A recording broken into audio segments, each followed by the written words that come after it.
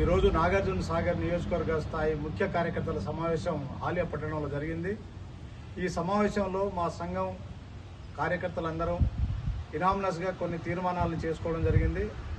దాంట్లో ముఖ్యమైన 2 విషయాలు ఏంటిదంటే, ఒకటి, తండాలోపట పెద్ద ఎత్తున గాంజా విస్తృతంగా యువత గాంజాకు బానిసై ఈ మధ్యకాలంలో 2-3 ఇన్సిడెంట్లలో చనిపోయిన వార్తలు కూడా వస్తూ ఉన్నాయి. ఆ గాంజాకు వ్యతిరేకంగా గిరిజన యువతీ యువకుల్లో పెద్ద ఎత్తున ప్రచారం చేయాలని తెలంగాణ గిరిజన సంఘం నిర్ణయించుకున్నది.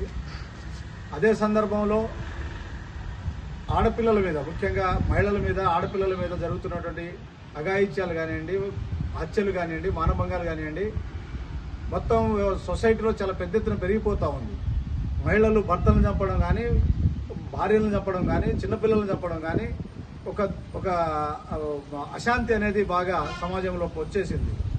దీని నుంచి బయటపడడం కోసం లంబాడి తండాల్లో తెలంగాణ రాష్ట్ర గిరిజన సంఘం అవేర్నెస్ కార్యక్రమం అటు అధికారులతో, పోలీసు అధికారులతోని, రెవెన్యూ అధికారులతో సహకారం తీసుకొని తండాలోపట ఈ హింసకు వ్యతిరేకంగా, మహిళా హింసకు వ్యతిరేకంగా కార్యక్రమాలు చేయాలని చెప్పేసి నిర్ణయించుకున్నాం.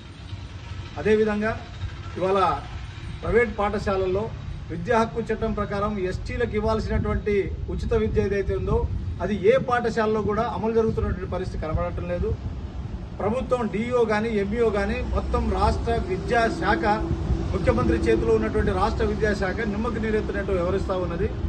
ఈ ఇష్యూను కూడా తీసుకొని పెద్ద ఎత్తున గిరిజన లోపట ప్రచారం చేస్తూ గిరిజన హక్కులను కాపాడుకోవడం కోసం, గిరిజన మహిళలపై జరుగుతున్న దాడుల్ని నివారించుకోవడం కోసం, గిరిజన యువత గాంజా, డ్రగ్స్ లాంటి మహమ్మారి బారిన పడకుండా కాపాడుకోవడం కోసం తెలంగాణ రాష్ట్ర గిరిజన సంఘం పెద్ద ఎత్తున ఈ కార్యక్రమాలు సస్టైన్డ్గా వారం 10 రోజులు కాదు కొనసాగిస్తూనే ఉంటాం. మా సంఘం ఈ తండాల్లో పట్ట దీని మీద చైతన్యం వచ్చేదాకా నెలల తరబడి ఈ కార్యక్రమాన్ని కొనసాగిస్తామని చెప్పేసి ఈ సందర్భంగా తెలియజేస్తూ ముగిస్తున్నాం.